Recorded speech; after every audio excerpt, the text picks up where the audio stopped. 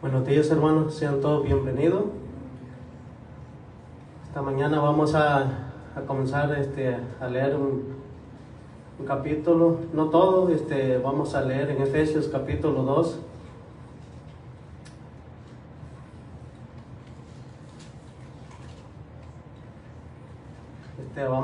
Saludos a todos que los miran por vía internet y saludos y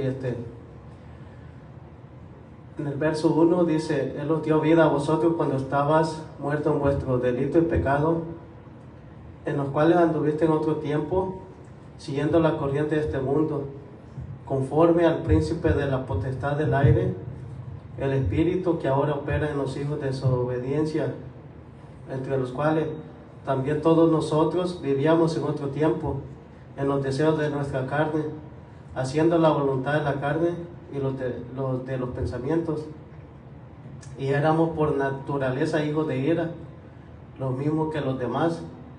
Pero Dios, que es rico en misericordia, por su gran amor con que nos amó, aun estando nosotros muertos en pecado, nos dio vida juntamente con Cristo, y por gracia soy salvo.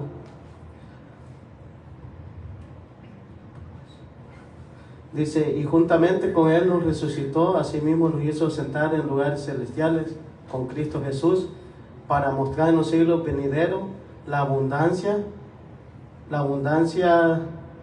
riqueza de su gracia con su bondad para con nosotros en Cristo Jesús, porque por gracia soy salvo por medio de la fe, y esto no es de nosotros, pues es don de Dios, no por obra, para que nadie se gloríe, porque somos hechura suya, creada en Cristo Jesús para buena obra, la cual Dios preparó de antemano para que anduviésemos en ella. Y estaba viendo otro versículo en Tito, y se lo voy a leer nomás, y dice: en cuanto se manifestó la bondad, en el capítulo 3, verso 4, Dios nuestro Salvador y su amor para con los hombres, nos salvó no por obras de justicia que nosotros hubiéramos hecho, sino por su misericordia, por el lavamiento de la regeneración, por la renovación en el Espíritu Santo, el cual derramó en nosotros abundantemente por Jesucristo nuestro Salvador, para que justificados por su gracia viniésemos a ser herederos conforme a la esperanza de la vida eterna. Entonces nosotros no hicimos nada, Dios nos salvó por su misericordia y por su gracia, y nos dio vida juntamente con Él, por su amor y su bondad. Y te voy a pedir que donde estés puedas expresar lo que hay en tu corazón y decirle a Dios cuánto tú lo amas o lo amamos. Señor, gracias te damos, Señor, en esta mañana por todo lo que eres, Señor. Gracias, Señor, porque reconocemos que tú nos diste vida, Señor, y vida en abundancia cuando estábamos muertos en vuestro delito y pecado, Señor, cuando estábamos separados de ti, Señor, cuando andábamos en otro tiempo siguiendo las cosas diferentes, Señor, pero tú los alcanzaste, tu amor y tu bondad, por la riqueza que tú tienes, por tu misericordia, Señor, ese derramamiento de tu Espíritu Santo que diste a nosotros, Señor, y por tu Hijo, Señor, que llevaste a la cruz, Señor, para que ahora nosotros pudiéramos acercarlo al trono de tu gracia, Señor, confiadamente, Señor. Gracias te damos, Padre Santo, Señor, te bendecimos, te glorificamos, Señor, porque en ti somos justificados, Padre Santo. Te queremos agradecer, Señor, por todo lo bueno que tú eres, Señor, por darnos vida y mucha vida, Señor. Te amamos y te agradecemos, Señor. Te lo pedimos, Señor, en el nombre de Jesucristo. Gracias, a ti sea la honra y la gloria por los siglos de los siglos. Amén. Vamos a glorificar y a exaltar a nuestro Señor Jesucristo. Amén.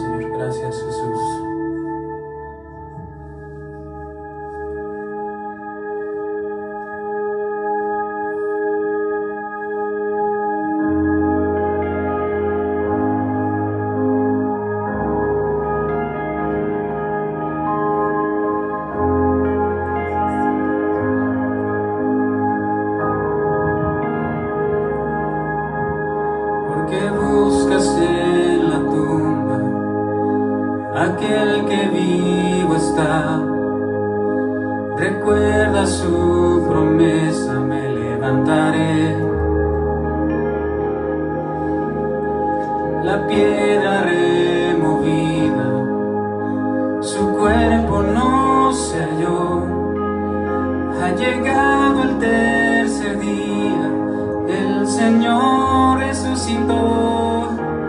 Bendito sea Dios y Padre del Señor Jesús, quien vive hoy. Esperanza viva tengo, vida junto a Él me dio.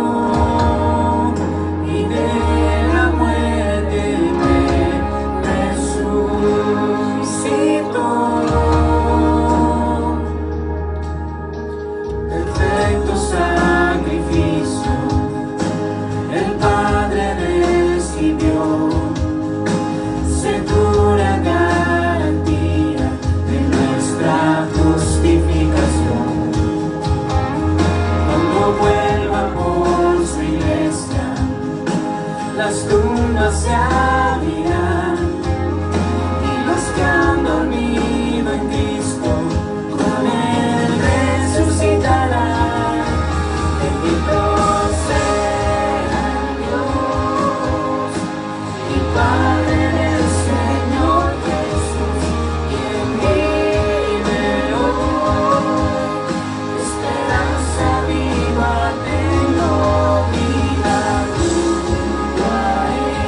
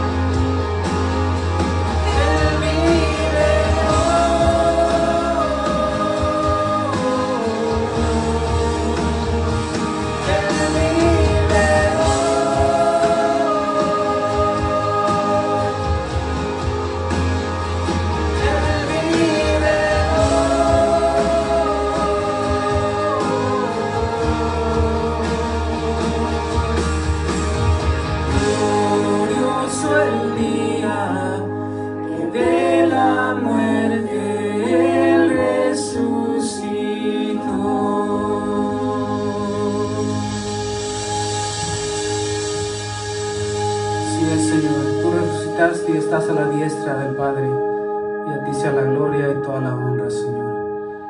Gracias.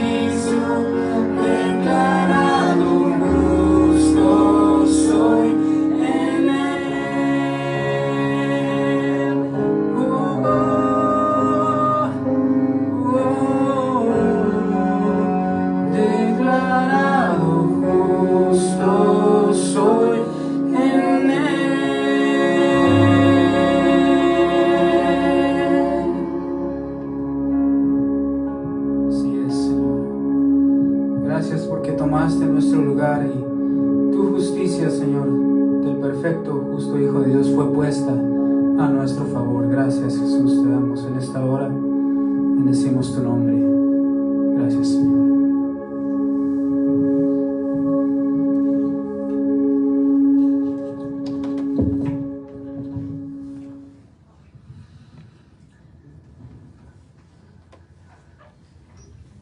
Hola a todos. Buenos días. ¿Cómo se escucha ahí? ¿Bien? ¿Me escuchan? Ok. A veces estos micrófonos se mueven para arriba y para abajo de los labios y solo quiero que me puedan escuchar claramente aquí enfrente y hasta atrás. Bueno, yo quisiera ahora invitarlos a que reflexionemos un poco en cuanto a nuestra dádiva, a lo que damos a Dios. Siempre me ha gustado decirles que por el dinero no hay que orar, ¿verdad? Porque el dinero no necesita oración. El dinero tiene un valor determinado por un gobierno. Hay billetes falsos y verdaderos, pero el dinero no necesita de nuestra oración, ¿verdad? Los que necesitamos oración somos nosotros. Los que necesitamos saber manejar el dinero somos nosotros, ¿verdad? Entonces, bíblicamente nosotros damos.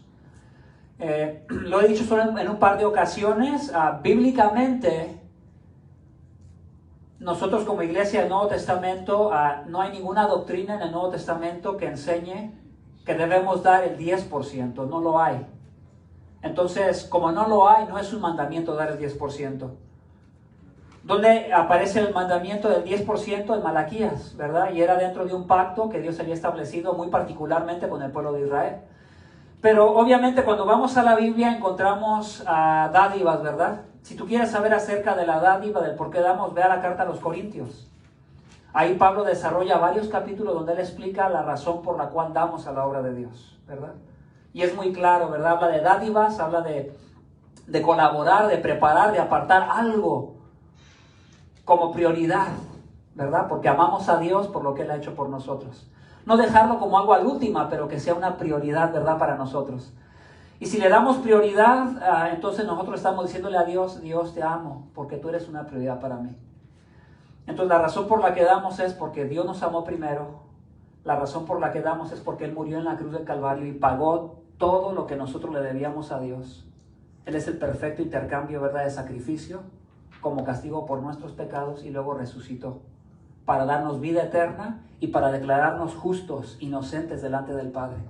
Y lo que damos, lo damos solamente en gratitud, porque queremos que la palabra de Dios se siga exponiendo de la manera más clara, ¿verdad? De la manera más sencilla, pero de la manera más clara y más fiel al texto bíblico. Entonces yo te pido que si tú quieres dar, ahí en la parte de atrás tenemos la caja donde tú puedes poner ahí tu sobre, tú puedes dar, y yo solamente quiero darte también unos anuncios en este tiempo. Algunos de los anuncios que tenemos para este mes o para fin de este mes el primero es, disculpa que se me movió la página aquí. El primero es que el viernes 31 de diciembre a las 7 de la noche en este lugar vamos a celebrar como iglesia juntos lo que es el Año Nuevo. No porque el Año Nuevo tenga algo en sí para celebrar, ¿verdad? La razón por la que celebramos es por lo que Cristo ha hecho por nosotros, ¿verdad? Recuerda que nosotros como cristianos sabemos divertirnos. Mucha gente que nos escucha a veces por los medios piensa que el cristiano no sabe cómo divertirse. Pero déjame decirte que el cristiano se divierte más porque hay una diferencia muy grande, ¿sabes cuál es? Que pecamos menos. Y como pecamos menos, pues hay menos consecuencias y uno verdaderamente celebra con mayor gozo porque pecamos menos, ¿verdad? Y digo pecamos menos porque aún llegamos a fallar, pero pecamos menos.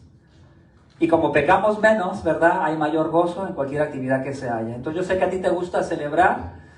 Vamos a tener actividades para los adultos, vamos a tener actividades para los niños. En varias actividades nos vamos a juntar adultos y niños.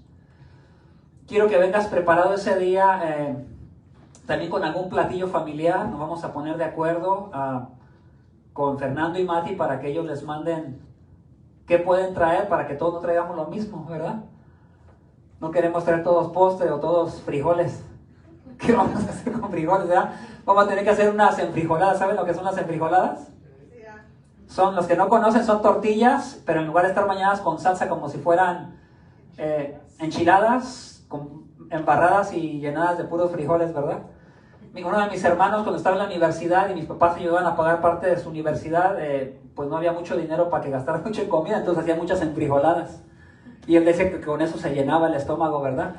Porque a veces no tenían para comprar algún tipo de comida más cara. Entonces, viernes 31 de diciembre a las 7 de la noche tenemos celebración de Año Nuevo. Todos están invitados. Por favor, pueden invitar también amigos o familiares que quisieran venir. ¿Qué vamos a hacer? Vamos a celebrar y nos vamos a divertir, ¿sí? Es lo que vamos a hacer. Hoy domingo a las 7 de la noche tenemos el evento musical con nuestros hermanos en inglés. Van a estar nuestros hermanos en español que tocan aquí con ellos.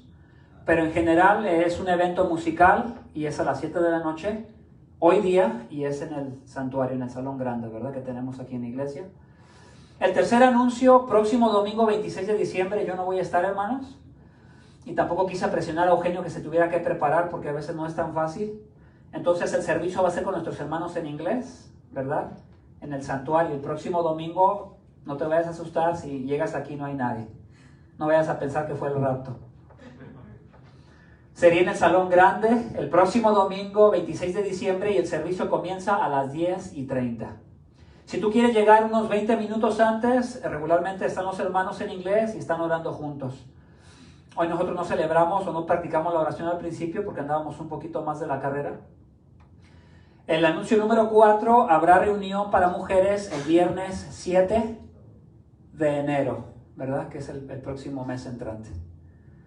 Entonces, de ahí lo que quiero hacer es darte el título que tenemos para el sermón de esta mañana. Y después voy a orar. El milagro de su encarnación, ¿verdad? El milagro de su encarnación. Vamos a orar, por favor. Padre, muchas gracias por tu palabra, gracias por la oportunidad que tenemos de estar aquí, no solo para cantar y dar y recibir la palabra, pero también gracias por el privilegio que tenemos de haber meditado la palabra esta semana, de habernos llenado de la palabra, para que cuando vengamos a este lugar te podamos adorar de una mejor manera, Señor, una manera más apropiada. Señor, necesitamos aprender cada semana más de ti en cómo adorarte, porque tú eres el Dios verdadero. Tú eres el Dios verdadero, Padre. Sabemos que tu Hijo es el Dios verdadero y sabemos que tu Espíritu Santo es el Dios verdadero. Uno en esencia, pero tres personas diferentes, claramente vistas en tu palabra, Señor. Y creemos, Señor, que tú has enviado a tu Hijo.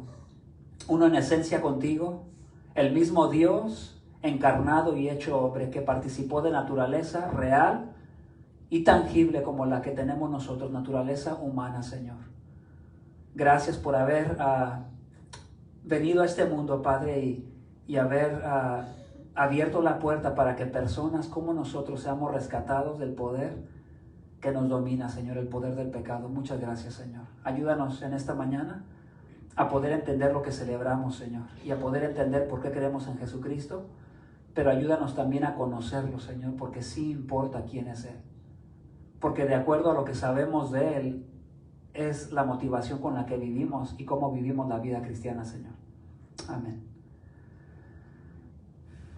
Vamos a estar mirando en esta mañana solo un texto. Es un texto muy corto, pero es uno de los textos en la Biblia que contiene la mayor cantidad de información, si le pudiéramos decir así. Juan capítulo 1 y verso 14. Juan capítulo 1 y verso 14. Les pido que si trajeron su Biblia, sáquenla y tenganla abierta. Quiero que aprendas. Yo soy de los que me gusta que traigan su Biblia, porque si buscan nomás en el teléfono, cuando tú buscas en el teléfono, no aprendes a conocer la Biblia como un libro. Y en el momento de alguna necesidad que tú tengas para buscar algo en la Biblia, no sabes cómo buscar en la Biblia porque no conoces la Biblia. Entonces es importante tener la Biblia a la mano y ir rápido a los pasajes para que puedas entender por qué te explico, ¿verdad? Lo que te explico. Quiero que entiendas, estamos leyendo el Evangelio según el apóstol San Juan, que es el mismo apóstol que escribió las cartas, ¿verdad? De Juan, que están al final de la Biblia. Las 3 cartas de Juan es el mismo personaje. Y fíjate lo que él dice acerca de la persona de nuestro Señor Jesucristo. Y el Verbo se hizo carne y habitó entre nosotros y vimos su gloria. Vuelve a repetir esa palabra, gloria como del unigénito del Padre, lleno de gracia y de verdad. Quiero darte esta ilustración rápidamente. Esto fue algo verdadero, algo que sucedió en la historia. El coronel, en inglés es un poquito colonel, sin R, ¿verdad? Pero el coronel James Santiago Irwin fue una de las personas que tuvo el privilegio de poder viajar a la luna. No fue la primera persona, fueron varios viajes, ¿verdad? Y a él le tocó poder ir a la luna, pisar la luna. Y a él le tocó poder experimentar, ¿verdad?, lo que fue estar en aquel lugar. Y él fue asombrado por estar en la luna y poder tomar una vista hacia lo que es el mundo, ¿verdad?, el globo terráqueo. Nosotros, hermanos, la hemos visto solamente a través de la televisión o fotos, ¿verdad?, en Google y en videos en YouTube, etc. Pero ¿te imaginas lo que es estar parado en la luna y voltear a ver la Tierra? Estamos dentro de la Tierra nosotros y no nos llama mucho la atención, pero estar fuera de la Tierra se convierte en algo asombroso, porque primero está flotando en la nada, ¿verdad? Algo la sostiene sin nosotros saber, ¿verdad?, cómo ni por qué, pero algo la está sosteniendo. Sabemos quién, ¿verdad?, la está sosteniendo. Sabemos que es Dios. Pero él decía que esto lo impactó tanto y hizo pensar tanto en la gloria de Dios, en cuán asombroso es Dios. Porque si el hecho de que él se haya parado en la luna y hubiera podido ver la tierra es algo tan maravilloso, cuán maravilloso más no es el entender cómo Dios se hizo carne y vino a esta tierra. Se encarnó, ¿verdad?, en una mujer. Nació de una mujer. Fue un bebé. Lloró como un bebé. Tuvo hambre como un bebé. Tenía necesidades fisiológicas, ¿verdad?, como un bebé nace, ¿verdad?, que le tienen que cambiar los pañales. Tuvo necesidades fisiológicas en el aspecto de padres cuidándolo como cualquier otra criatura, ¿verdad?, que nace en este mundo. Pero cuán grande diferencia, ¿verdad?, que no solamente era hombre, que era Dios mismo hecho hombre. Hermano, ese es el milagro de la encarnación. Y yo puedo decir que es el milagro más grande que Dios ha hecho. Dios habiéndose hecho hombre. Y es un milagro que nos debería de asombrar. Pero llegan momentos donde ya esto parece, ya que no nos asombra más, como que perdemos el asombro de lo grandioso que Dios ha hecho al haberse hecho hombre y haber venido a este mundo. Obviamente Él no se quedó como un bebé, ¿verdad? ¿Qué le sucedió? Creció. Creció como cualquiera de nosotros, ¿verdad? Su cuerpo se desarrolló como cualquiera de nosotros que hemos experimentado, ¿verdad?, de pasar de ser un niño a un joven hasta un adulto. Quiero pasar a la primera sección de Juan 1:14. Ve a la primera sección y vas a encontrar que dice, y el verbo se hizo carne.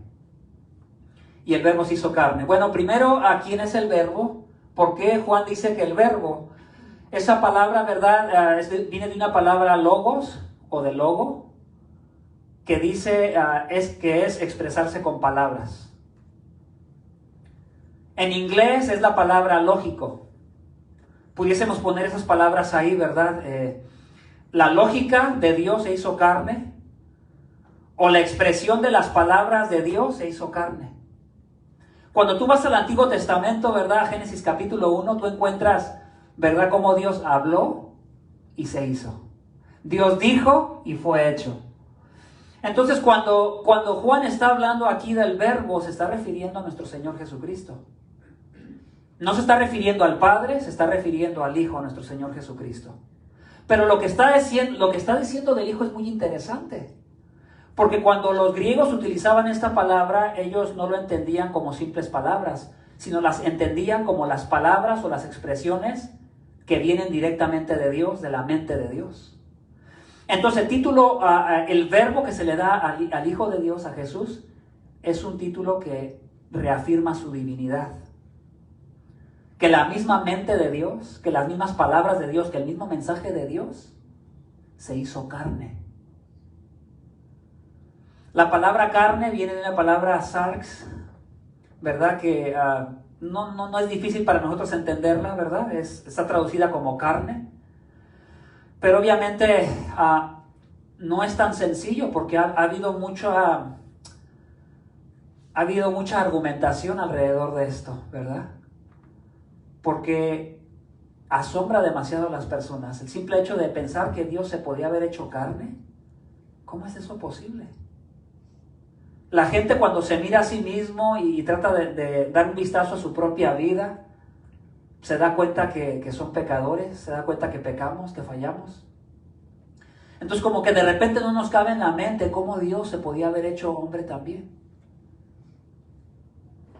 Pero a la misma vez ser sin pecado.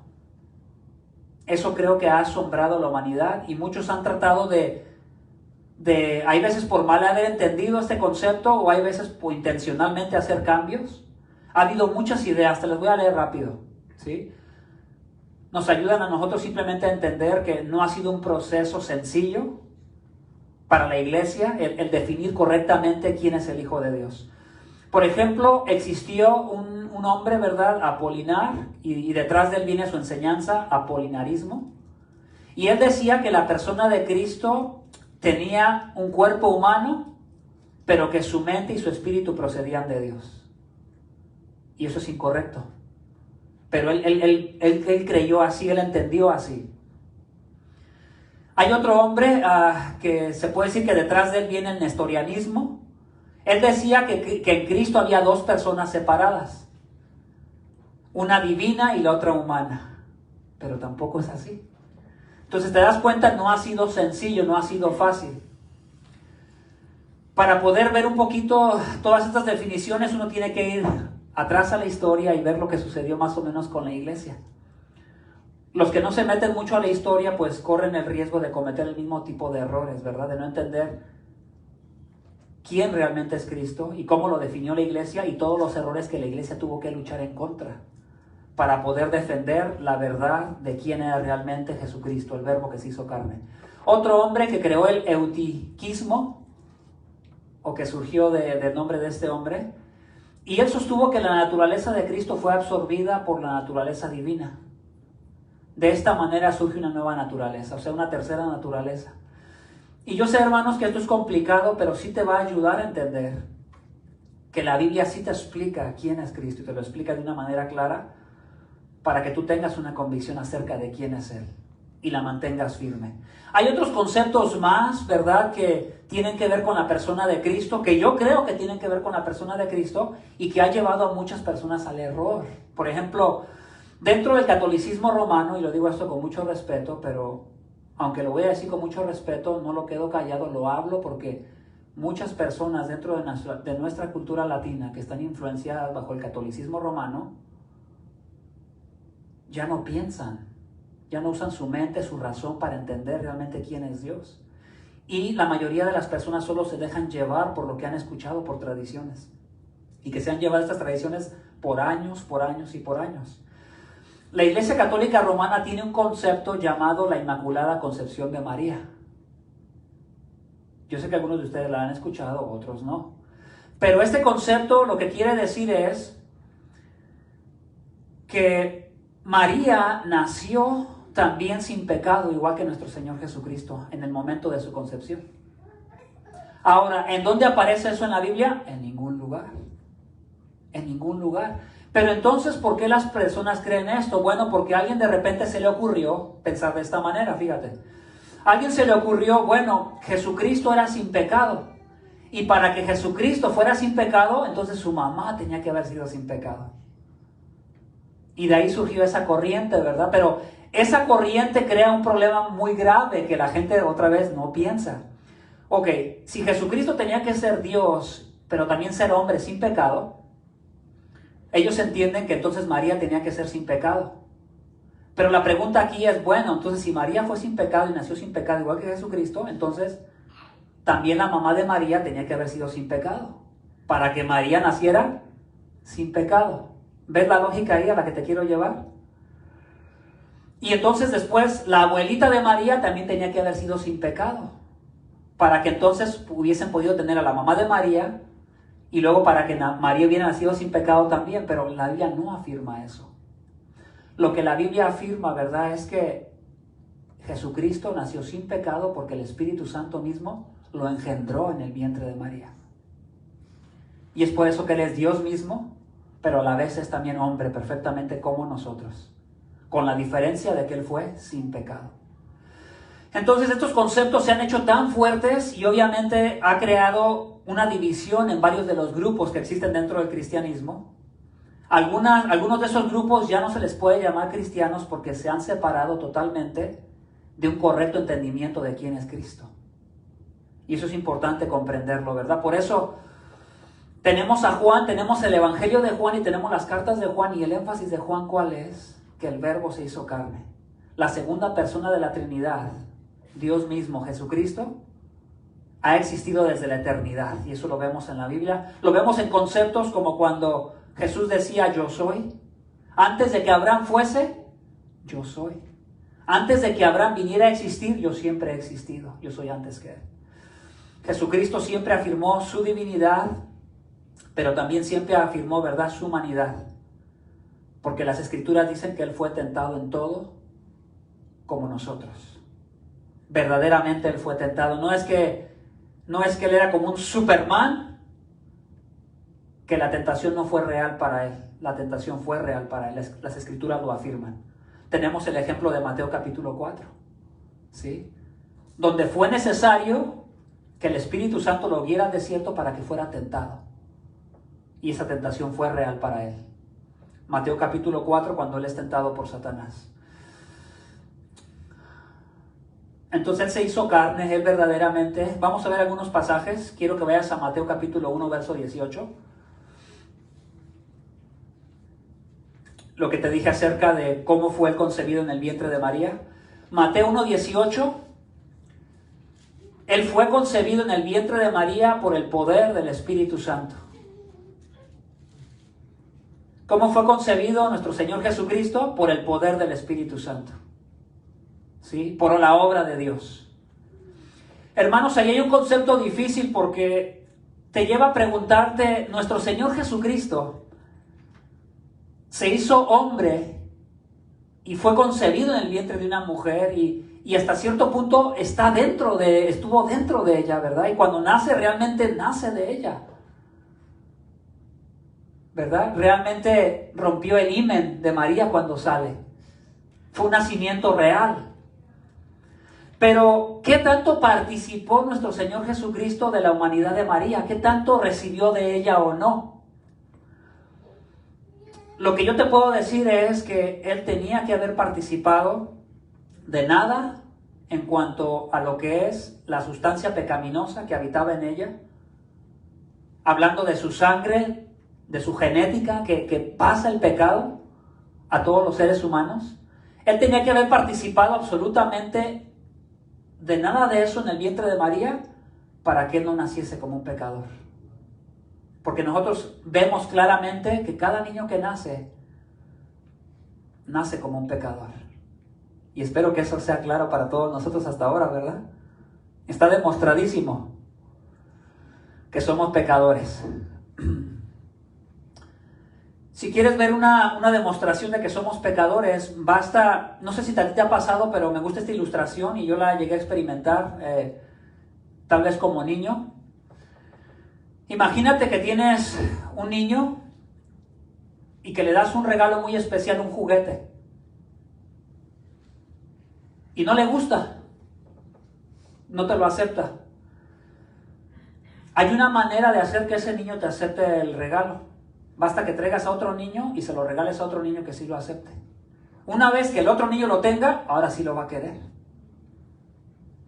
¿Me entiendes lo que te digo? Así es la naturaleza pecaminosa y así se demuestra la naturaleza pecaminosa desde que vamos creciendo desde niños. Así se comienza a revelar, a ser visible, a ser tangible, tan real. Ahí está, ¿verdad? Si los niños fueran inocentes como se entiende, entonces no cometerían ese tipo de actos. Pero más sin embargo, los cometen, ¿verdad? Y mayormente van creciendo y los van desarrollando, nos vamos haciendo más hábiles para hacer ese tipo de actos. Entonces la diferencia con nuestro Señor es que Él no pecó. Entonces nuestro Señor Jesucristo es el único que fue de esa manera, nadie más. El problema que surge dentro de nuestra cultura cuando se eleva a alguien más a la estatura de Cristo, entonces tiene que ser llamado igual que Él. Si María realmente fue concebida ¿verdad? Sin pecado, entonces tendríamos que llamarla diosa también. Tendríamos que adorarla de la misma manera que se adora a Jesús. Pero ella no es ninguna diosa, ella nació también pecadora como cualquiera de nosotros. ¿Cómo lo sabemos? Lo sabemos en varias partes de las Escrituras, ¿verdad? Ella misma tenía que ofrecer el sacrificio por el pecado. Para entender o simbolizar que también ella pecaba y que necesitaba de poner el sacrificio de animales para entender que necesitaba ser perdonada por Dios. Al poner el animal de por medio para que el animal recibiera el castigo, ¿verdad? Lo sabemos por muchas otras razones. Por ejemplo, las cartas que aparecen en la Biblia, es muy importante entenderlas, hermanos, las cartas. Tú no miras ninguna doctrina que se enfoque en la persona de María. ¿O sí? ¿Has encontrado tú unas cartas doctrinales del Nuevo Testamento que los apóstoles dediquen el tiempo para explicar algo en particular acerca de María? ¿Verdad que no? La pregunta es, ¿por qué no? Porque ella no nació sin pecado, ella era un ser humano también como nosotros, que vivió una vida, ¿verdad?, como cualquier otro pecador como nosotros. Claro, hay una honra hacia la vida de esta mujer, pero ¿cuál es esa honra? Bueno, que así le plació a Dios escogerla. La cuestión no es que la escogió porque fuera perfecta o sin pecado, eso es lo que la tradición dice, para buscar una razón por la cual Dios la escogió, para hacerla digna de que Dios la escogiera, pero la Biblia no enseña eso. Ella, lo único que hizo como ser humano, ella ejerció fe. Y cuando el Espíritu Santo le dijo estas palabras, cuando el ángel le dijo estas palabras, que el Espíritu Santo iba a hacer concebirla, o cuando ella preguntó, ¿cómo va a ser posible que de mí nazca el Salvador? Entonces el ángel le explicó que bajo el poder del Espíritu Santo eso iba a suceder. Ella hizo la pregunta, ¿cómo es esto posible? Ella pudo haber hecho la pregunta por muchas razones, ¿verdad? Tal vez porque ella sabía que era pecadora. Segundo, porque ella tal vez pensó, ¿cómo es que esto puede suceder? ¿Cómo es que el Dios del universo, el Hijo de Dios que ha existido con el Padre por toda la eternidad, pueda hacerse carne y pueda salir de mí? Hermanos, qué asombroso. Me imagino que ella está como en shock. ¿Cómo es eso posible? El Verbo se hizo carne y la siguiente sección dice, y habitó entre nosotros. Y el énfasis obviamente es hacia el Señor Jesucristo, el Verbo. Dios mismo en esencia, ¿verdad?, que se ha hecho hombre. ¿Qué significa esto de que habitó entre nosotros? Te voy a llevar rápidamente al Antiguo Testamento. Si tú recuerdas, en el Antiguo Testamento, ¿verdad?, mayormente en Éxodo tú miras cuando Dios le ordena al pueblo que ellos se hagan, ¿verdad?, un tabernáculo, y les da varias reglas para que ellos puedan, ¿verdad?, construir este tabernáculo, esta tienda. Y después de la tienda, la gloria de Dios continuó también en lo que fue el templo construido, ¿verdad?, por Salomón, el hijo de David. La palabra que aparece aquí y la palabra que dice, y habitó entre nosotros, sería como decir, y él hizo su tienda entre nosotros. Podemos decir que él se hizo tabernáculo entre nosotros. Recuerda que la presencia de Dios estaba prometida especialmente para descender en el tabernáculo. Y para ellos poderse acercar a la presencia de Dios tenían que seguir muchos reglamentos de pureza física y de pureza moral y espiritual para poderse acercar. Entonces la gloria de Dios se manifestó en el Antiguo Testamento, ¿verdad?, en varios momentos. Me llama la atención cuando se manifiesta, por ejemplo, en el Antiguo Testamento, cuando se le manifiesta a Moisés. Si tú vas a Éxodo, quiero que vayas por favor a Éxodo, capítulo 33, del verso 20 al 23.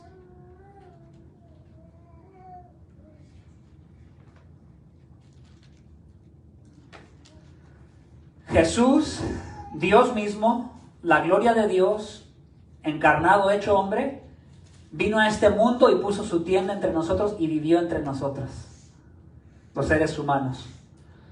Pero también en ese tabernáculo la gloria de Dios descendía muy particularmente, ¿verdad? Dios había establecido que en ese lugar descendiera su gloria.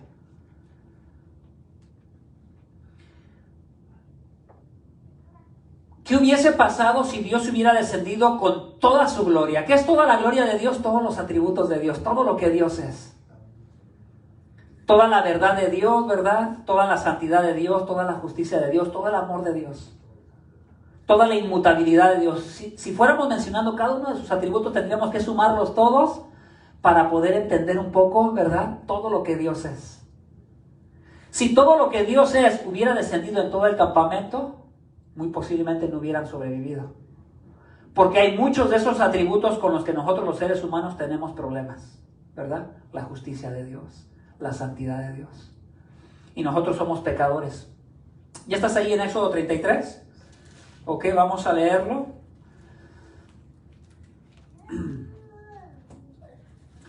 Éxodo 33, del 20 al 23.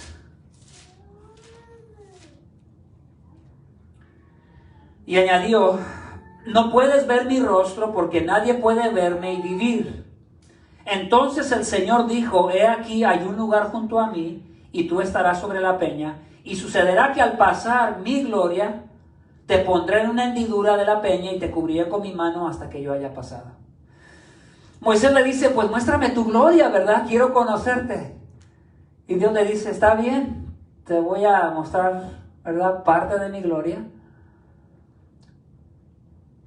Porque Dios le dice que lo va a esconder y lo va a tapar. Dios toma como la forma de hombre, como algo, como si fuera hombre, explicando él como si fuera un hombre, aunque Dios no es hombre, el Padre no es hombre. Pero él toma esa forma como de hombre, explicando que lo va a esconder ahí, lo va a tapar en una roca y solamente le va a mostrar sus espaldas. Le dice: no te lo voy a mostrar todo, porque si te lo muestro todo, no vas a vivir, ¿verdad? Entonces podemos ver que Dios, en momentos específicos, voluntariamente Dios limitó su gloria para que los hombres pudieran acercarse, ¿verdad?, a Él. Cuando regresemos a Juan capítulo 1, verso 14. Él puso su tienda entre nosotros, vino aquí a la tierra, puso la tienda, y ahora Juan va a decir por qué Jesucristo es Dios. Él va a dar las razones del por qué él entiende que Jesucristo es mismo Dios hecho hombre encarnado. Fíjate lo que dice Juan. Y vimos su gloria. Vimos su gloria.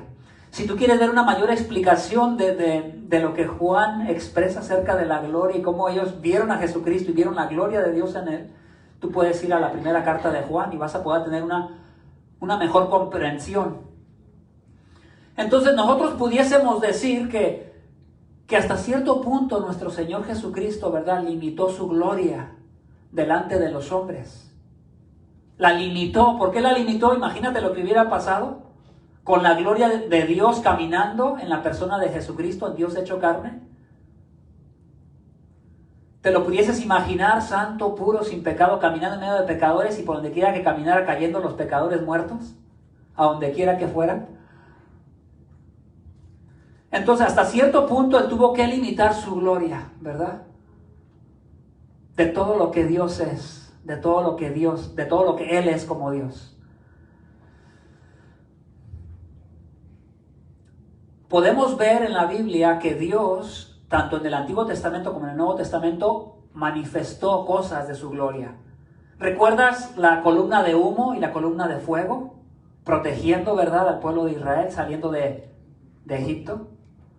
Puedes ver la columna de humo descendiendo sobre el tabernáculo como algo visible, evidente, a tal grado que cuando la columna de humo descendía sobre el lugar santísimo, el pueblo adoraba y se quedaban quietos hasta que otra vez subía, ¿verdad?, la columna de humo del tabernáculo.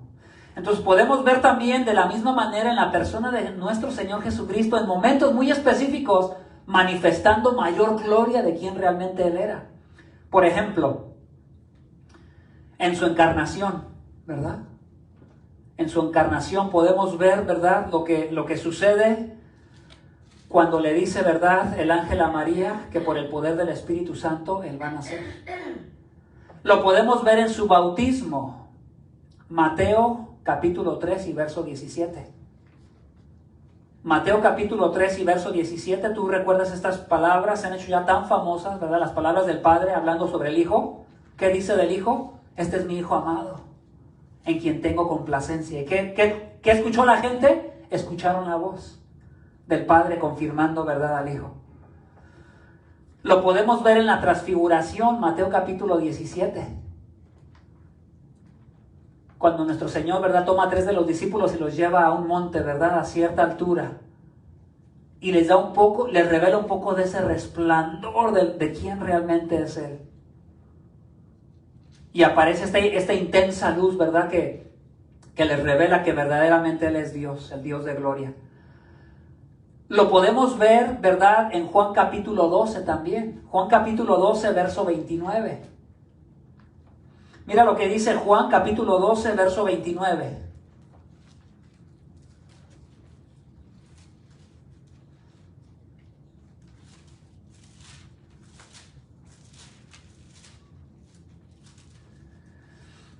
Por eso la multitud que estaba ahí y la oyó, ¿qué oyó? Una voz que decía que había sido un trueno, otros decían un ángel le había hablado. Jesús se encuentra, ¿verdad?, con unos hombres griegos, ¿verdad? Y Él comienza a platicar con ellos. Y mientras Él está platicando con ellos, ese grupo de hombres griegos que se puede decir que eran de las naciones, que no eran judíos, están ahí. Dios también lo confirma a Él delante de las naciones. La voz del Padre se escucha y confirma a su Hijo otra vez y habla de su gloria. ¿Cómo lo sabemos? Porque los textos que están anteriormente a eso, Jesús está hablando de eso. Juan capítulo 12 y verso 23. Jesús le respondió diciendo, ha llegado la hora para que el Hijo del Hombre sea glorificado. Y las palabras del Padre, ¿verdad?, fueron esas, confirmando al Hijo, glorificando al Hijo al haber confirmado a su Hijo también delante de los gentiles. Lo vemos también en su resurrección, Romanos 1:4. Más de la gloria de Dios o de la Shekinah de Dios. Romanos capítulo 1, verso 4. Mira lo que dice el apóstol Pablo acerca de nuestro Señor. Y que fue declarado Hijo de Dios con poder, conforme al Espíritu de Santidad, por la resurrección de entre los muertos, nuestro Señor Jesucristo. En otras palabras, cuando nuestro Señor Jesucristo resucitó, Dios estaba mandando un mensaje de quién era Jesucristo. Él era Dios mismo, con poder para volver a tomar la vida. Por la resurrección de entre los muertos, nuestro Señor Jesucristo, ¿qué es lo que hizo? Lo declaró Hijo de Dios. La declaración de ser Dios mismo, ¿verdad?, por medio de su resurrección. Lo vemos también en su ascensión, Hechos 1:9. Retrocede un poco al primer capítulo de Hechos capítulo 1 y verso 9. Después de haber dicho estas cosas, fue elevado mientras ellos miraban, y una nube le recibió y le ocultó. Y esa nube, posiblemente la nube de la gloria de Dios. Entonces miras estas manifestaciones, ¿verdad?, de la gloria de Dios, brillando de el ser de nuestro Señor Jesucristo, confirmando quién Él era. Dios mismo.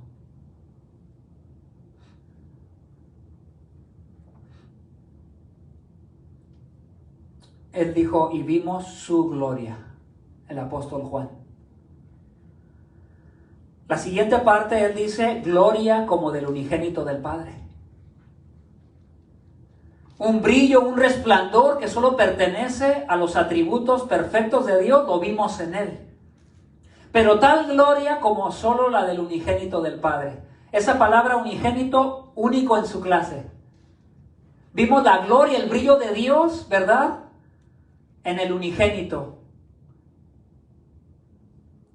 En el único que es conforme a su clase. El único que es conforme a la clase del Padre. Vimos su gloria en Él.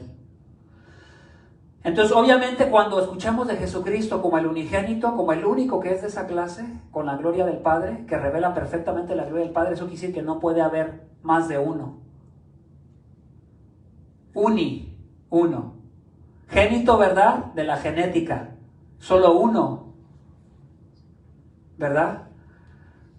con la gloria del Padre, solo uno como Él. Viene de la palabra monogenes, mono, uno, solo uno.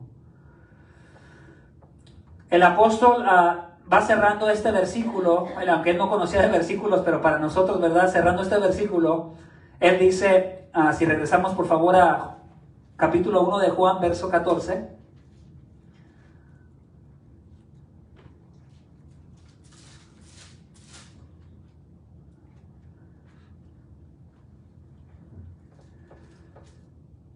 Lleno de gracia y de verdad. No solamente miraron su gloria como la gloria del Padre, como la gloria del único, ¿verdad?, que pertenece al Padre, pero también lo miraron como lleno de gracia.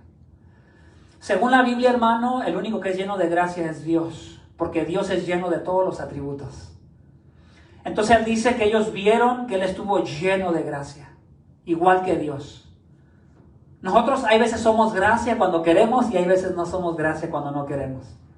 Hay veces cuando nos conviene porque nos van a dar algo, ¿verdad? Cambiamos el comportamiento, ¿verdad?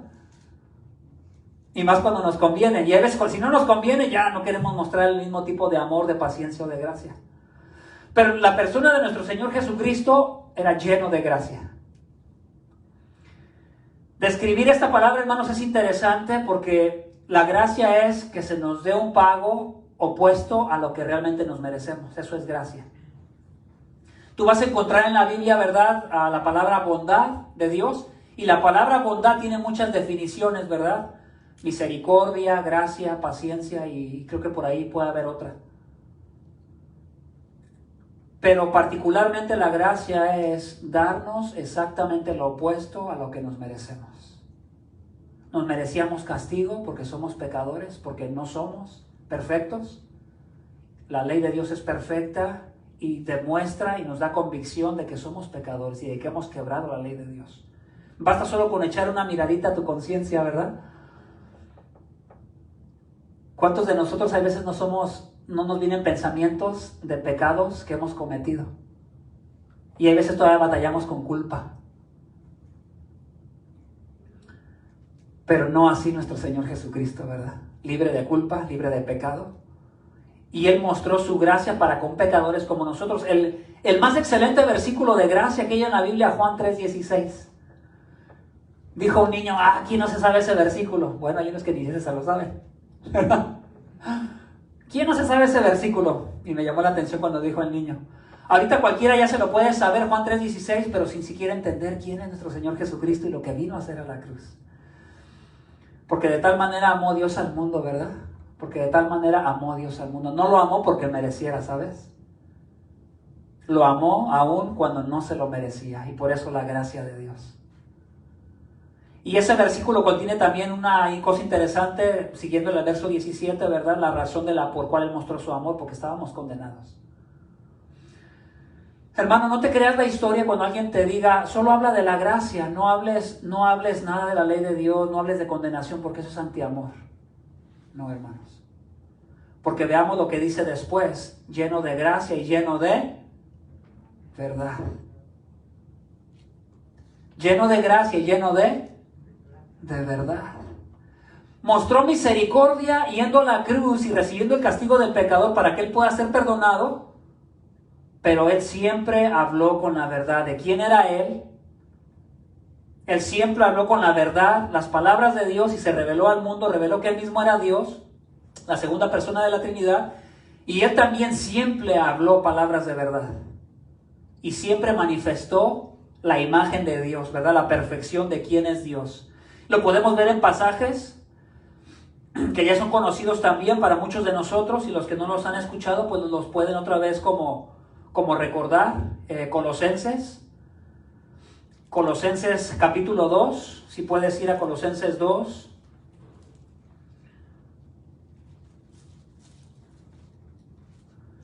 Colosenses capítulo 2 y verso 9. Capítulo 2 y verso 9, porque toda la plenitud de la deidad reside corporalmente en Él. Todo lo que Dios es, todos los atributos de Dios, todo lo que Dios es en esencia, reside corporalmente en Él. Y residió, ¿verdad?, en Él desde el momento que fue concebido. en el vientre de María. Y es para toda la eternidad, ¿sabes? Cristo tiene ese cuerpo glorificado con el cual resucitó Él y está a la diestra del Padre para toda la eternidad. Y un día lo vamos a ver, dice la Biblia, tal y como Él es.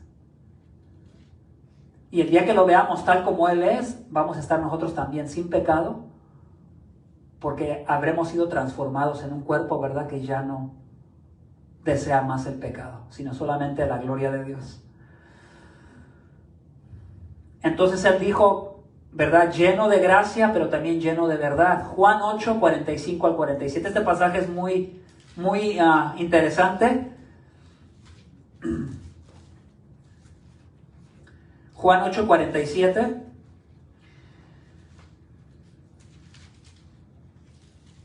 Leamos desde el 43 hasta el 47. ¿Ya lo tienen ahí? Juan capítulo 8, desde el versículo 43 hasta el 47. Voy a leer. ¿Por qué no entienden lo que digo? ¿Por qué? Y él afirma, primero pregunta y luego afirma. ¿Por qué no entienden lo que digo? Porque no pueden oír mi palabra. Por eso no entienden lo que digo. Ustedes son de vuestro padre el diablo y queréis hacer los deseos de vuestro padre. Qué poca gracia mostró Jesús, ¿verdad? Ahí. Pareciera ser, pero no. Más bien mostró mucha gracia y mucha verdad. Porque estas personas eran personas religiosas que gobernaban al pueblo en aquel tiempo y son los que deberían de haber conocido la verdad para revelarla al pueblo y haber estado esperando al Mesías para recibirlo. Pero al contrario, ¿qué quieren hacer? Quieren matar a Jesús y están haciendo planes para matarlo. Y Jesús les dice, no puede ser posible. Y les habló con mucha verdad. Ustedes no son hijos de Abraham como ustedes piensan, porque no hacen las obras de Abraham. Ustedes más bien son hijos del diablo.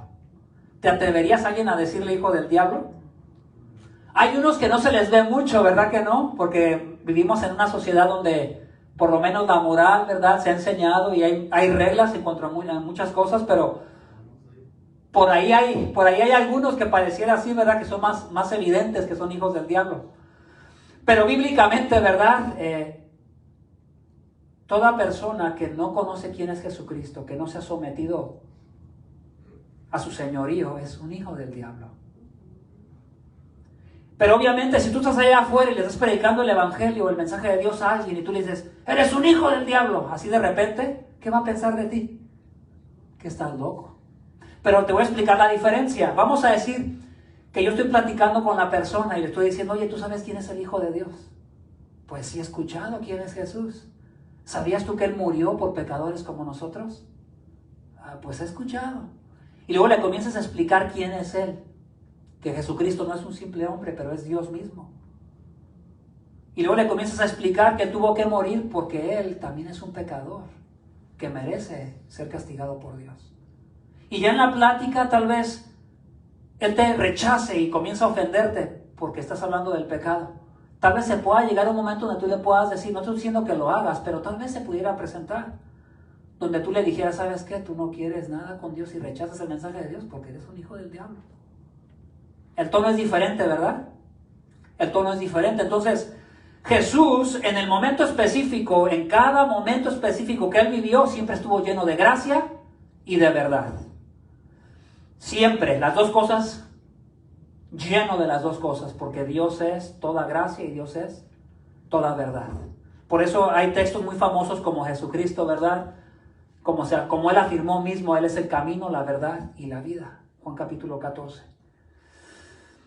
Sigamos leyendo un poquito, ¿verdad? Les dice, ustedes son hijos del diablo y quieren hacer los deseos de vuestro padre. Él fue homicida desde el principio y no se ha mantenido en la verdad porque no hay verdad en él. Cuando habla mentira, habla de su propia naturaleza porque es mentiroso y el padre de mentira. Pero porque yo digo la verdad, no me creen. ¿Quién de ustedes me prueba que tengo pecado? Otras versiones dicen, ¿quién de ustedes me puede hacer sentir culpa por el pecado? Y si les digo la verdad, entonces ¿por qué no me creen y me escuchan? ¿Te das cuenta? En ese momento Jesús habló una verdad con mucha gracia y les dijo, ustedes están bien mal de la cabeza y del corazón. Ustedes piensan que están bien con Dios y me quieren matar. Por eso les dijo, ustedes más bien están expresando a garganta abierta que son hijos del diablo, porque miren lo que quieren hacer. Y todavía piensan que están sirviendo a Dios. Por eso, ¿verdad?, se refirió a ellos de esa manera. Entonces, lleno de verdad. Quiero terminar con esto. Ahora, ¿qué aprendemos de esta porción de Juan capítulo 1, verso 14, que nos explica exactamente quién es Jesús? Que nos habla acerca, ¿verdad?, de su encarnación, nos habla de que Él es realmente Dios. Nos habla de que Él es realmente Dios, realmente hombre, 100% Dios, 100% hombre. Me gusta cómo lo ponen algunos. Para los que vieron el video del Evangelio americano, Jesucristo voluntariamente se despojó de ciertas cosas, pero Jesucristo no se despoja de su divinidad. Jesucristo no se limitó o dejó de ser Dios. Cuando tú ves en la Biblia, en Filipenses capítulo 2, que Él se despojó a sí mismo. Él voluntariamente se sometió a la voluntad de su Padre. Y me gusta cómo lo dicen, ¿verdad? Jesucristo es el 200%, 100% hombre y 100% Dios. Realmente cuando Dios se hace carne, está añadiendo otro 100% a su divinidad. Él es 100% Dios y en su encarnación, Él agregó el 100% de su perfecta, ¿verdad?, sin pecado, pero humanidad, carne real como la de nosotros. Por eso Él es el Dios 200%. ¿Qué aprendemos? Quiero llevarte de una manera simple, pero muy práctica. Cuando tú vas a leer la carta del apóstol Juan, primera de Juan, ve ahí y ahí nos vamos a quedar para cerrar estos últimos minutos. Primera carta de Juan, capítulo 1, verso 1 al 3. ¿Recuerdas que te dije que el hombre que escribe el Evangelio de Juan es este mismo hombre que está escribiendo esta carta? Fíjate lo que este hombre dice, este apóstol. Lo que existía desde el principio, lo que hemos oído, está hablando de Jesucristo, ¿verdad? El verbo hecho carne. Lo que hemos visto con nuestros ojos, lo que hemos contemplado y lo que hemos palpado con nuestras manos acerca del verbo de vida. Juan ya nos habló en el Evangelio acerca de nuestro Señor, pero aquí a una mayor edad, él parece que todavía está apasionado por quién es Jesucristo, ¿verdad? No ha perdido su asombro de la encarnación y de la vida, ¿verdad?, de nuestro Señor Jesucristo como hombre. Él dijo, ¿verdad?, lo que existía desde el principio, el que siempre ha existido. Nosotros lo oímos, nosotros lo vimos con nuestros propios ojos y lo contemplamos. La diferencia entre verlo y contemplarlo es que verlo es verlo una vez y contemplarlo es mantenerte con él y ver cómo vive la persona. Y Juan dice, nosotros lo vimos, nosotros lo contemplamos, nosotros lo tocamos, nosotros lo tocamos. Muchos ahorita dicen, no, a mí se me apareció Jesús y le vi los pies. Y yo, ay, cálmate, Juan. ¿Verdad? Cálmate, Juan, porque Juan sí lo tocó, los apóstoles sí lo tocaron. Y fíjate, muchos años después, él dice, nosotros lo tocamos. En otras palabras, a mí tú no me vas a decir que Jesucristo no es hombre, y a mí tú no me vas a decir que Jesucristo, Dios mismo, el verbo que ha asistido desde la eternidad con el Padre, tú no me vas a decir que Él no es Dios hecho hombre, porque yo lo toqué. Y luego tú lo vas a ver a Él entrando en muchas áreas de la vida práctica que tienen que ver con lo que un cristiano debería estar haciendo. Entonces, ¿qué aprendemos? Bueno, que no debemos de perder el asombro por entender quién es Jesucristo. 100% Dios, 100% hombre, una sola persona con dos naturalezas, la divina y la humana, tan perfectamente unidas que no puedes ver dónde comienza una y termina la otra. Juan dice en el versículo 3, esto es bien importante, hermanos, escucha, lo que hemos visto y oído, os proclamamos. ¿A quién habían visto y oído? Al Señor Jesucristo, Dios encarnado. Y también lo habían tocado, ¿verdad? Dice, lo que hemos visto y oído os proclamamos también a vosotros para que también vosotros tengáis comunión con nosotros. ¿Sabes tú que si tú no tienes el entendimiento correcto de quién es Cristo, Si tú no entiendes quién es Él y lo que Él ha hecho por ti, posiblemente no has entendido la salvación. Y posiblemente no seas salvo. Porque es hacia donde se dirige Juan. Él dice, nosotros lo vimos, lo tocamos, lo palpamos, y nosotros les damos a ustedes, iglesia, una carta para darles a conocer a aquel a quien nosotros tocamos. Para que ustedes tengan relación con nosotros. Y si ustedes tienen relación con nosotros, que les revelamos el verdadero Dios y Cristo, que es el verdadero Dios, ustedes también, dice, y en verdad nuestra comunión es con el Padre y con su Hijo Jesucristo. ¿Te das cuenta de eso? Entonces, no cualquier Cristo que la gente te habla es el verdadero Cristo. Es lo que pretende enseñar Juan. No cualquiera que te dice la palabra Jesús o que te quiera hablar de Jesús, conoce al verdadero Jesús. Y el apóstol dice que al entender realmente quién es Jesús, como Dios y como hombre, vamos a poder entonces tener comunión con Dios, porque nuestros pecados van a ser perdonados. Mira lo que dice enseguida en el verso 8. Si decimos que no tenemos pecado, nos engañamos a nosotros mismos y la verdad no está en nosotros. La verdad del Hijo de Dios, lleno de gracia, de verdad, Dios mismo, verdad en la carne, trajo para la humanidad la oportunidad para que sus pecados sean perdonados. Yo solo quiero que pienses un poquito en la humanidad de nuestro Señor Jesucristo y en su divinidad, Dios mismo, ¿verdad? Hecho carne. Porque lo que sigue después de esto es que nosotros tenemos comunión con Él, pero también nos motiva a hacer otras muchas cosas. Mira capítulo 2, verso 1. Hijitos míos, os escribo estas cosas para que no pequéis. Y si alguno peca, abogado tenemos para con el Padre, a Jesucristo el justo. Conocer realmente a Jesucristo y entender lo que ha hecho por ti, te da entendimiento de lo que Él te puede perdonar y te da entendimiento para que tú puedas vivir una vida donde el pecado ya no tiene poder sobre de ti. Ahora tú puedes obedecer a Dios. Entonces, ¿qué deberíamos de celebrar, por ejemplo, ahora que nos juntemos para celebrar? Que ahora podemos crecer como creyentes en santidad. Podemos celebrar que el pecado ya no nos domina. El capítulo 2 y el verso 10.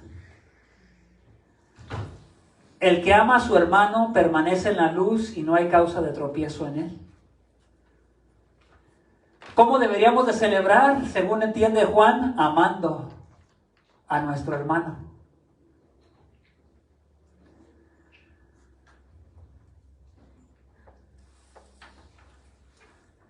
¿Cómo podemos amar a nuestro hermano? ¿Cómo lo manifestamos? ¿Cómo lo has manifestado tú? Si tenemos comunión con Dios, ¿verdad? Nuestro deseo va a ser amar a nuestro hermano. Y realmente cuando amamos a alguien, hacemos algo. Hermanos, ¿se podrá amar sin hacer nada? ¿Se podrá amar a alguien sin hacer nada por él? No, ¿verdad? No. Verso 15. No améis al mundo ni las cosas que están en el mundo. Si alguno ama al mundo, el amor del Padre no está en él. ¿Cómo podemos celebrar? No ames al mundo. No ames al mundo, hermano. Pregúntate qué es lo que amas. Ahora que se acerca Navidad y Año Nuevo, ¿qué es lo que amas? ¿Los regalos que vas a tener? ¿O estás triste por los regalos que no vas a tener? O tal vez sea otra cosa, ¿verdad? Pero dice la Biblia, ¿verdad? Que cuando tenemos comunión con Dios, ¿verdad? La tendencia es que no vamos a amar al mundo, ni las cosas que pertenecen a este mundo. Y no porque todas las cosas sean malas en sí, pero tiene que ver con el comportamiento, ¿verdad? Nos acaba de hablar acerca de nuestro amor por el hermano. ¿Cómo vamos a amar al hermano si no tenemos tiempo? Y nos la pasamos bien ocupados con muchas otras cosas. Fíjate lo que él dice en el capítulo 3, verso 1. Mirad cuán grande amor nos ha otorgado el Padre para que seamos llamados hijos de Dios, y eso somos. Por esto el mundo no nos conoce, porque no le conoció a Él. Al tú entender que Jesucristo se ha encarnado, que Dios se ha hecho hombre y ha ido a una cruz para morir por pecadores como nosotros o como tú vas a poder entender el gran amor con el cual Dios te ha amado. No se puede entender el amor de Dios si no se conoce a la persona de Jesucristo y no se entiende lo que Él ha hecho en esa cruz. No solo en la cruz, pero también con su vida. ¿Verdad? Capítulo 3, verso 19. En esto sabremos que somos de la verdad y aseguraremos nuestros corazones delante de Él. Voy a seguir. En cualquier cosa en que nuestro corazón nos condene, porque Dios es mayor que nuestro corazón y sabe todas las cosas. Amados, si nuestro corazón no nos condena, confianza tenemos delante de Dios. Si Jesucristo ha perdonado todos tus pecados, entonces vas a poder celebrar una vida sin culpa. Vamos a decir que pecas contra tu hermano. Le prometiste algo y no fuiste fiel y tu hermano está enojado contigo. Tú como creyente, Dios te redarguye. Hiciste esto mal. Acércate y pide una disculpa, humíllate. En alguna manera es lo que está explicando Juan aquí, ¿verdad? Un verdadero creyente que ha entendido quién es Cristo y lo que Cristo ha hecho, va a entender que es un pecador que cuando peca, Dios lo invita a que viva libre de culpa. Que no esconda su pecado, pero que más bien lo confiese y que restaure su relación con su hermano.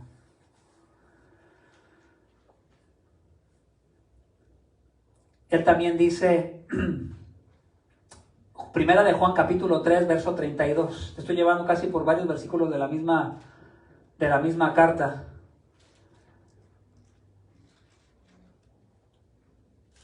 Primera de Juan capítulo 3.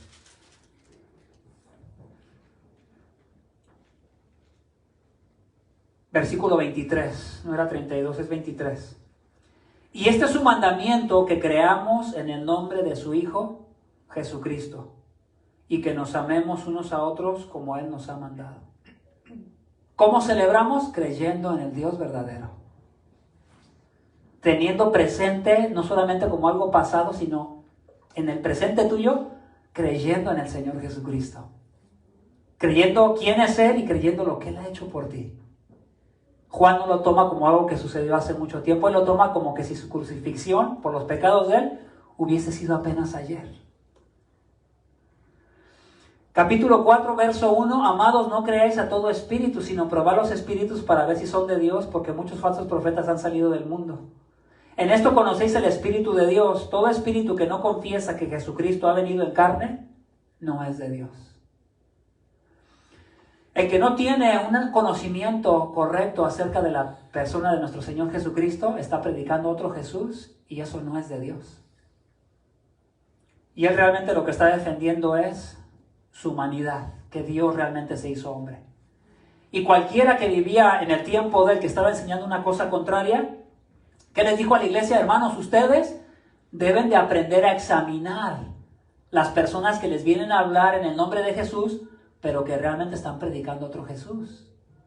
¿Cómo tú puedes distinguir cuando alguien está enseñando una doctrina diferente? Cuando tú les preguntas, ¿te puedo preguntar una cosa? Sí. ¿Me puedes explicar quién es Jesús para ti? Y así es como vas a saber si la persona está en el error o está en la verdad. Muchos entienden aquí que es discernimiento de espíritus. Oh, Dios me va a revelar lo que está dentro de la persona. No. No es brujería. No es brujería. El conocimiento que tú tienes de nuestro Señor Jesucristo y lo que Él ha hecho por ti, te hace entender cómo examinar las doctrinas falsas, porque de ahí parte toda la enseñanza bíblica, de entender quién es Jesús. Y cuando se predica otro Jesús diferente, que no es Dios y que no es hombre, es un Jesús diferente y es un evangelio diferente. Por eso la iglesia no puede no saber esto, ni entender esto. Capítulo 5, verso 14 y 15. Y esta es la confianza que tenemos delante de Él, que si pedimos cualquier cosa conforme a su voluntad, Él nos oye. ¿Cómo podemos celebrar la comunión que tenemos con Dios? Podemos orar. Tenemos libertad ahora por el sacrificio de Cristo y su resurrección para pedirle a nuestro Padre y Él nos escucha. Él nos oye, no por tus méritos, por lo que Jesús hizo en la cruz. Y termino con este último, en el verso 21 del capítulo 5, hijos, guardaos de los ídolos. ¿Cómo podemos celebrar, verdad, ahora que se acerca la Navidad, el Año Nuevo? Bueno, identificando nuestros ídolos, ¿verdad? Si lo que nosotros estamos persiguiendo en este momento es a nuestro Señor Jesucristo o no. O ya lo hemos hecho a un lado y ya hemos puesto otra cosa. Y ya su encarnación, su divinidad, su muerte, su resurrección ya no nos asombra.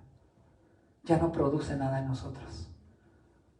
¿Verdad? La idea es que sí debería de estarnos produciendo continua motivación para la vida cristiana. Amén. Diariamente, cada semana, cada mes.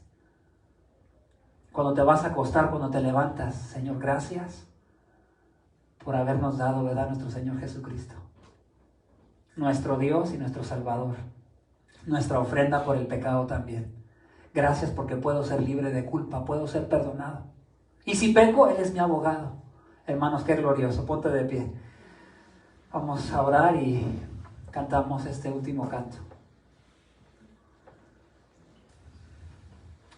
Padre, gracias por ayudarnos a comprender hoy un poco mejor quién es Jesucristo, el Verbo que se ha hecho carne, que se hizo tabernáculo, que se hizo tienda entre nosotros, que vino a este mundo y puso su tienda y habitó alrededor de seres humanos, y que manifestó su gloria, su gloriosa gloria en momentos específicos, porque ¿qué hubiera sido si hubiera manifestado el total de toda su gloria? La misma gloria del Padre, porque comparten la misma esencia, porque son Dios.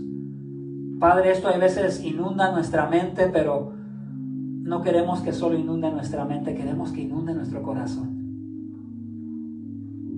Queremos que la verdad de Jesucristo, el Verbo encarnado, inunde la realidad de nuestra vida, de nuestra mente, de nuestro corazón, para que podamos vivir, como dice Juan, en comunión con Dios, con un abogado siempre presente a la diestra del Padre, amándonos unos a otros. Gracias, Señor, por haber proveído, Señor, el sacrificio, la motivación. Gracias por haber proveído ese pesebre, Señor, donde nuestro Señor Jesucristo, ¿verdad?, vino a este mundo. Gracias por proveer la vida de María.